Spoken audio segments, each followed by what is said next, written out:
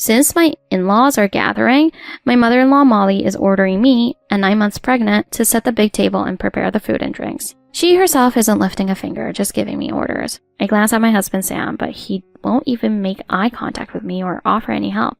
I've been putting up with this for so long, but I've reached my limit. I slipped away while the drunk relatives weren't looking. I decided to ask someone for help. That person said, "Let's end this," and I made up my mind to end everything too. My name is Emily Brooks. I'm a 29-year-old housewife. My husband Sam and I have only been married for a year. Next month, we're expecting our first child and will become a family of 3. I met Sam through a mutual friend, Katie, from my hometown. He's a year ahead of me at work, but if I weren't married, I'd date him in a heartbeat. He's good-looking, hardworking, kind, and comes from a wealthy family. You should definitely meet him. Katie kept pushing me, saying, why would a great catch like him be interested in me? I was curious, but also skeptical. I'm just an average woman with nothing particularly special about me. He's into women with strong family ties like you. I was even more confused. I don't know any man who would specifically look for a woman with a strong family bond. Why would he be interested in someone like me? Not telling, but he's a great guy, so just meet him. Besides, you're single, right? You'd regret missing a chance like this. Her usual bluntness got under my skin a bit, but I knew she hadn't changed much. Katie and I went to the same middle and high school. She's always been picky about men, even critiquing her friends' boyfriends. I was intrigued by this guy she spoke so highly of, so I decided to meet Sam. It was more like I wanted to see what he was like. When I met Sam at the agreed location, I thought he was handsome, but Katie has certainly exaggerated. But he was indeed kind, just as she described. I'm sorry for making you come out like this, but Katie said you're just as nice as she described. What did she tell you about me? I told Katie I like women who are down to earth. I see. Katie thinks I'm not into guys at all. She's so critical of men that none of my friends ever tell her when they have a boyfriend. Even though she's like that, Katie is also lovable in her own way. I kept hanging out with her as a friend who never talks about romance. Sam, being so focused on his job, didn't have a girlfriend, which worried his parents. At that time, Sam was 29, a year older than me. He asked me out seriously, saying he wanted a relationship with marriage in mind. I was shocked, but decided to start as friends. It felt like Katie was setting me up, and I was falling for it. But later I found out Katie had another motive. As I went on dates with Sam, I was drawn to his kindness and sincerity. After dating for 6 months, Sam got a transfer and proposed, asking me to come with him. I was torn. Long-distance relationships never work. Timing is everything. I didn't want to be apart from Sam, and with Katie's encouragement, I decided to marry him. My parents were sad to see their daughter move away, but they were busy with my brother's wife moving in. Sam's dad worked at the main office in New York, and I had met him several times. He struck me as someone who was both competent and kind. I also went to meet Sam's family, who lived in a large, impressive house, and was quite surprised. It was his paternal grandfather's house, which explained their wealth. I met his mother and younger sister, and they were equally kind, welcoming me warmly. What a lovely girl! Sam is so lucky to have you. His mother's flattery didn't seem insincere to me at the time. I felt a sense of relief. Sam's sister Mia was 10 years younger than him, but looked even younger. She could easily pass for a middle schooler. She had a fair skin, petite stature, and was quite beautiful. Mia had been frail since childhood, frequently in and out of hospitals, but in the past few years her health has stabilized, and she had just graduated from an online high school. I remembered how Sam's dad repeatedly asked me to befriend Mia. Mia had an aura that made even me, another woman, want to protect her. In contrast, Sam's mom was a robust woman who needed no such protection. Your father is often away, and it's scary for just 2 women here. We have plenty of room, so if it's okay with you, would you consider living with us? Sam's new job was in the same town as his family home, and his dad had also asked us to live there. My wife loves cooking and cleaning, so feel free to rely on her. His dad would come home on weekends when possible, but often couldn't. Their house had enough rooms for everyone's privacy. If it didn't work out, we could always move out. If living together doesn't work, we'll move out immediately. I always put your feelings first. Sam always put my feelings first. My trust in Sam clouded my judgment. Without thinking too deeply, I agreed to live with him. At first, living together was comfortable. Sam's dad would come home every weekend, and we'd all enjoy meals together. Sam's parents treated me well. Sam's mom especially helped me with house chores. I had lived with my parents for a long time and was used to my mom doing everything. I can't let my precious daughter-in-law do all this. Just sit and relax. She treated me more like a guest than a daughter-in-law, which felt awkward. Upon closer look, most of the housework was actually done by Mia. Sam's mom just gave orders and criticized. Poor Mia never got a break. I had quit my job when I got married, so I tried to help Mia. This is Mia's rehabilitation. She needs to get used to normal life after being in the hospital for so long. Besides, it's her bridal training. Just watch over her. Bridal training? I asked without thinking. Even as her mother, I must say Mia is beautiful. There are many men who'd want her as their wife. She needs to marry well and repay us. Her tone was so matter-of-fact that it struck me as odd. At 19, Mia should be enjoying life, especially after spending so much time in the hospital. Moreover, the idea of repayment was strange. Mia's downcast expression showed she wasn't thrilled either. I thought of asking Sam about it, but he was so busy with his new job. He often came home late or was away on business trips. If Mia genuinely enjoyed doing chores, it was fine, but she looked exhausted. I told Sam's mom I wanted to learn the household routines and started helping Mia. I felt embarrassed being taught by a 19-year-old. But Mia gradually warmed up to me. During this time, I found out I was pregnant. I'm going to be a grandma. I'm so happy. I must tell your father. We'll celebrate tomorrow. Sam and Mia were also delighted with the news. The next day, Sam's dad came home and we all celebrated together. I have an announcement. Starting next month, I'll be stationed overseas for a year. This will be my last big assignment. I won't be back for a year, but after that, I want to spend time here with all of you and my grandchild. I envisioned a lively and happy year ahead with a new baby and Sam's dad returning. However, the reality turned out differently. I noticed something strange. When Sam's dad was around, Sam's mom didn't let Mia do any chores. If Mia tried to help, Sam's mom would stop her. Mia, you don't need to do anything. What if your illness comes back? She sounded nothing like the woman who constantly ordered Mia around. Sam's dad seemed unaware and praised Sam's mom. Honey, you're always working too hard. Sit down and eat with us for a change. Sam's mom busily kept moving, saying she was happy to help. It was odd. Mia seemed to adore her father, and with the burden of chores lifted, she looked happy. I once asked Mia if she didn't mind doing so much housework. I've caused Mom so much trouble. It's the least I can do. She smiled, resigned, but I sensed something wasn't right. It seemed Mia wasn't allowed to go to college. Officially, this was her decision, but in reality, her mom refused to fund her education. Mia didn't want to take out loans she couldn't pay back. I knew every family had its issues, so I didn't plan to intervene, but I talked to Sam about helping Mia out somehow. Sam was busier than ever, but wanted to work even harder for our child's future. I know I'm not around much, but I'm doing it all for you and the baby. His words made me stronger.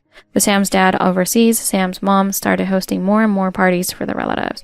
While Mia's college fund was non-existent, these gatherings featured expensive meals like premium sushi. The free food drew more and more relatives each time. It was clear Sam's mom loved showing off, and the relatives took advantage. An uncle of Sam's mom also ordered Mia around. I tried to help, but Molly would interject. Emily, you're in a delicate condition. Let Mia handle it. I always found it odd. If anyone should have been bossed around, it would have been me, the daughter-in-law. Perhaps she wanted to avoid me leaving, fearing I'd break up the family. But snippets of conversations among the relatives started to clue me in. Emily's family runs a big business in New York, right? I hear they're loaded. So how much are they worth? The questions grew cruder, even discussing future inheritances. My family has run a company since my grandfather's time, and my dad is currently the CEO.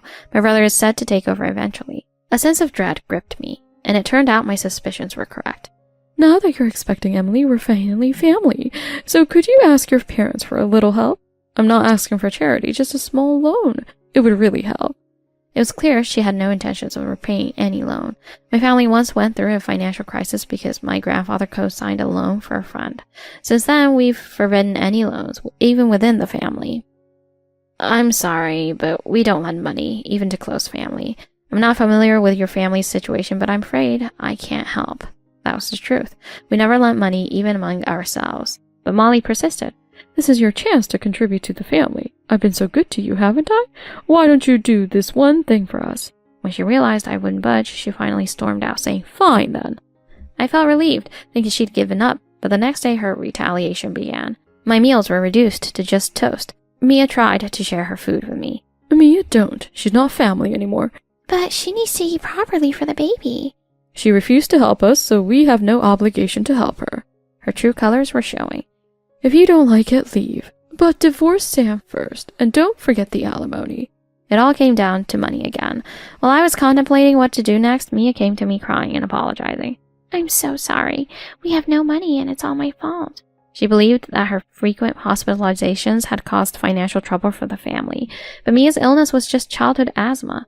It wouldn't cost $1 million unless it was some rare case needing an overseas transplant. Moreover, Lance was a senior executive at a large corporation, so he should have a high salary, and Sam himself contributed to the household expenses. Clearly, this was all about Molly's personal financial issues, but innocent Mia believed every word her mother said. I'll do whatever it takes, just please don't leave. Mia often missed school and didn't have friends. I might be the only person she could talk to. She had been brainwashed by her mother into believing everything was her fault. I couldn't leave Mia behind. I texted Sam saying his mother was pushing for a divorce. For once, he responded immediately, asking to meet outside that evening. I planned to suggest moving out, as we initially agreed, and taking Mia with us. I was sure Sam would understand, as he always put my feelings first. When I told Sam everything that happened, his response was shocking. This is on you, Emily. Can't you just help out a bit? I couldn't believe my ears. Are you serious? I asked again. You're not working, right? So you could at least do this much. That way Mom will treat you well again. You don't want a divorce, do you? Don't bother me with this stuff. I have to go on a business trip. He abruptly left the cafe after saying that. I must have sat there for about an hour, unable to think or move. When I finally realized it was getting dark, I hurried home. Mia was probably alone doing all the chores. As I rushed home, I saw something shocking. Sam was walking arm in arm with Katie. Wasn't he supposed to be on a business trip? Wasn't Katie supposed to be in New York? I quickly hid and left the scene. So much had happened since yesterday, my mind was a mess. But one thing was clear. I couldn't live in that house anymore.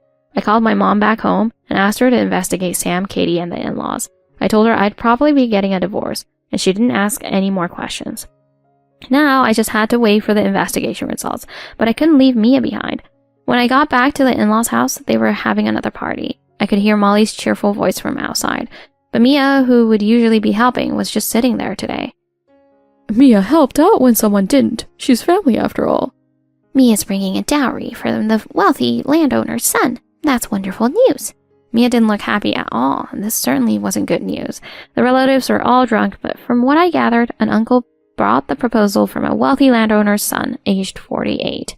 He wanted a young bride and was willing to pay a dowry, asking for immediate marriage. I beckoned Mia to a separate room. Mia, are you okay with this? If I marry, I can repay my debt to my family. It'll help Mom and even my brother, too. I was puzzled why even Sam would go along with this, but that wasn't important now. Listen, Mia, I'm going to divorce your brother and move out of this house. Come with me, Mia. A divorce? It's because of me, isn't it? No, this is about Sam and me. Everything bad in this house has probably been blamed on you, but that's not your fault. I want to stay with you forever, but I'm a burden. I bring bad luck. If my marriage makes everyone happy, then I'll do it. It's the only thing I'm good for. I was getting frustrated, but tried to stay calm.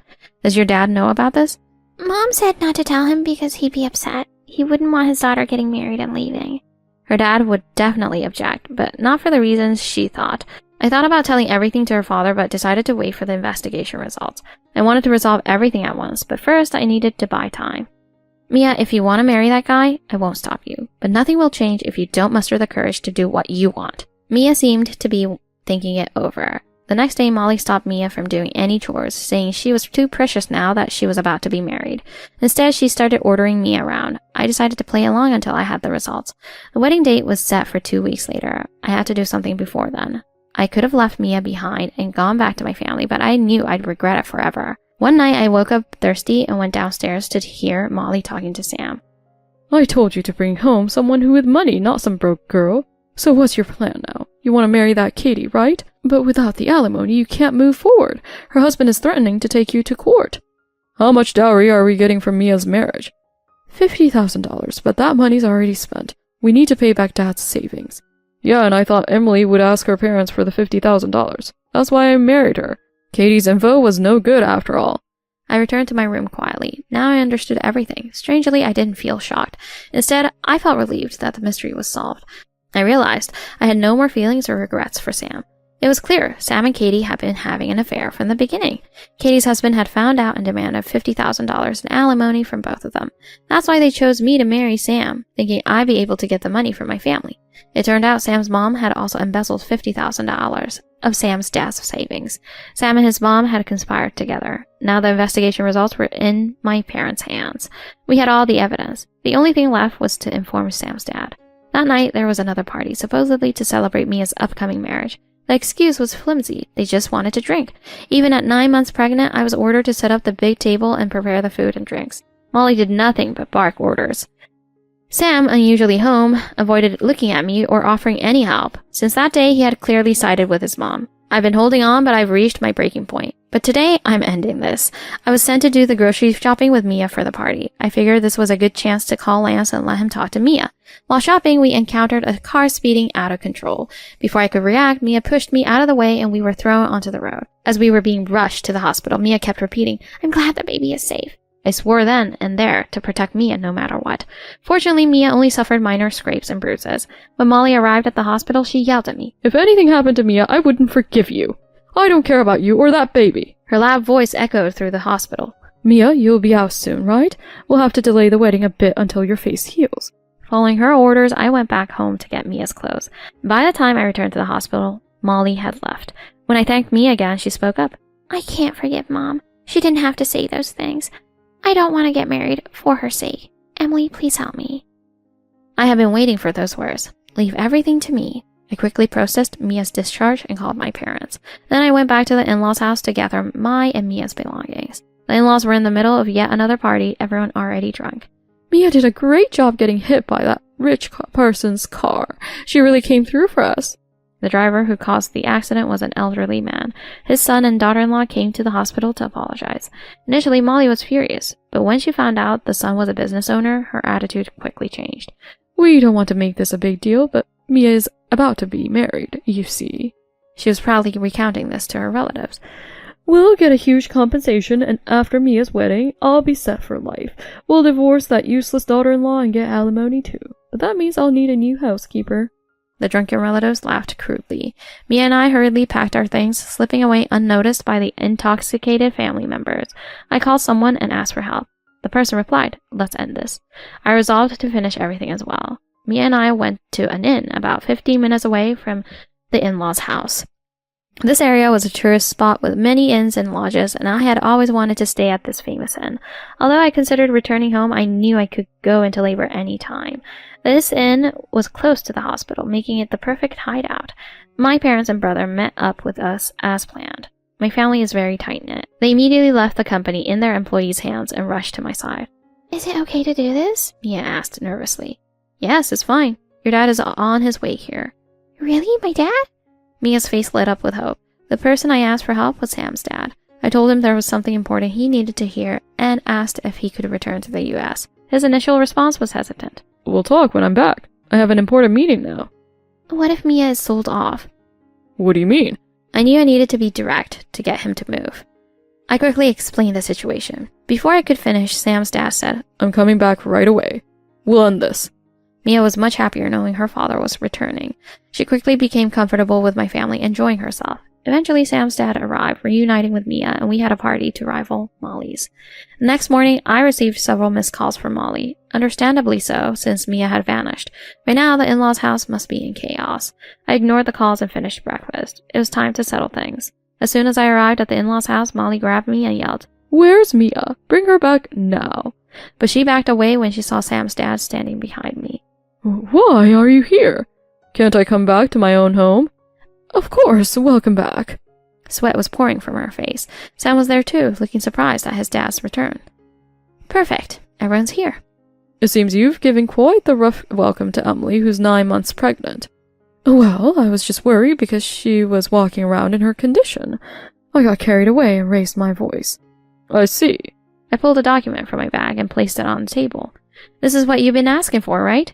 "A divorce agreement? I never asked for this." "Really? You mentioned it daily."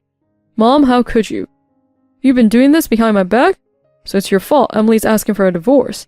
I don't want a divorce, but if Emily insists, she should at least pay a hefty alimony. I've been deeply hurt, you know." Sam wasted no time discussing alimony, showing how desperate they were. "Well, I've been deeply hurt too, so I'll ask for compensation." I placed the investigation report and photos of Sam and Katie on the table. "Oh my, Sam, you've been cheating on Emily and blaming it on me? That's outrageous." As Sam and his mom began blaming each other, Sam's dad spoke up. "Enough of this charade. Emily knows everything. We need to end this now before something happens to Emily. Let's settle this quickly. Both of you must be wondering how much Emily knows. Let me make it clear. First, Sam and Katie have been seeing each other for 3 years, but Katie's husband found out and demanded $50,000 in alimony from both of you. He said if you don't pay, there will be no divorce or remarriage. Am I right so far? Sam kept his head down, not answering. And you, Sam and Katie, tried to get $50,000 from me by marrying me under false pretenses. Meanwhile, your mom embezzled $50,000 from your dad's savings and needed to pay it back. You then tried to borrow $100,000 from my parents, but were refused, so you planned to sell Mia instead. Is that correct? No, you've got it all wrong. Mia's medical bills were expensive, and marrying her off to a wealthy family is a good thing, right? Mia agreed to this too. Stop making excuses. We know everything. Mia's medical expenses were covered by insurance. There was no need for any loans. Mia had told her father everything. End it all now. What do you mean? Exactly what I said. His low, commanding voice made both Sam and his mom tremble. The doorbell rang, and when Sam's dad opened it, some movers came in. What? Who are these people? They're from a liquidation company. Start with her room. No, don't! The movers began appraising items in Sam's mom's room, ignoring her protests. Jewelry, furs, and designer goods were piling up. Mia had tipped me off about this. It turned out Molly's debt wasn't just the $50,000 she embezzled. She also owed substantial amounts to the relatives. Initially, I thought the relatives were mooching off her, but it was actually a ruse to delay repayment. The movers began taking out furniture and appliances next, causing Molly to wail. Why are they taking our stuff? We're selling this house. Dad, you can't be serious. Where will we live? They panicked, realizing they might lose their home. You two are no longer part of my family. Sign these now. He placed divorce papers in front of Molly. I'll work to repay the money, just please reconsider the divorce. You still don't get it. Do you have any idea how much harm you've caused Mia? Leave us alone and don't expect any alimony. You too, Sam. Just sign and leave. Lance had asked me to stop him if he lost control. He knew he would struggle to restrain himself if he started shouting. Both Sam and his mom fell to their knees, begging for forgiveness. I threw away an important meeting to come back home. You know what that means, right? Knowing Lance's reputation, they realized there was no way out. Finally, they signed the divorce papers and left the house, looking defeated. Lance apologized to me and offered to pay compensation. I declined, asking him to use it for Mia instead. He asked if I could handle everything from here. I agreed, and we immediately hired a lawyer to demand compensation from Katie and Sam. Katie's husband officially filed for a lawsuit, and news of their affair spread around the company. They were left working only to repay their debts. Meanwhile, Molly found herself in a curious situation. It turned out Mia's prospective husband wanted her as a caregiver for his bedridden father. The elderly man, now 90, was a tyrant who had been rejected by every nursing home and had driven away all his caretakers. The family figured Mia, who wouldn't dare defy Molly, wouldn't quit, so they wanted to marry her off immediately, promising a dowry of $50,000. Having already received part of the dowry, Molly now found herself forced to take Mia's place as the caregiver. With her debt to the relatives, she was left with no choice. She now lives at the elderly man's house, constantly insulted and berated. Lance decided to retire and live with Mia, but I suggested they stay at my family's home instead. For him, it was his final task. My family had grown fond of Mia too. Mia's health had stabilized and she could pursue her education in New York. I want to stay with Emily and take care of the baby. You and your family have been like saviors to us. We'll repay you someday. Lance returned to his overseas post. My family, Mia, and I moved back to my parents' home, taking every precaution. A week later, I safely gave birth. Oh, my niece! She's so cute! Mia's smile was brighter than before. She laughs a lot now and talks more. She admires my brother, who she sees as wild and cool, even though he's more of a gorilla type. Flattered by the compliment, my brother has vowed to protect Mia. Despite becoming a single mom after everything that happened, I feel I can do this with my family's support.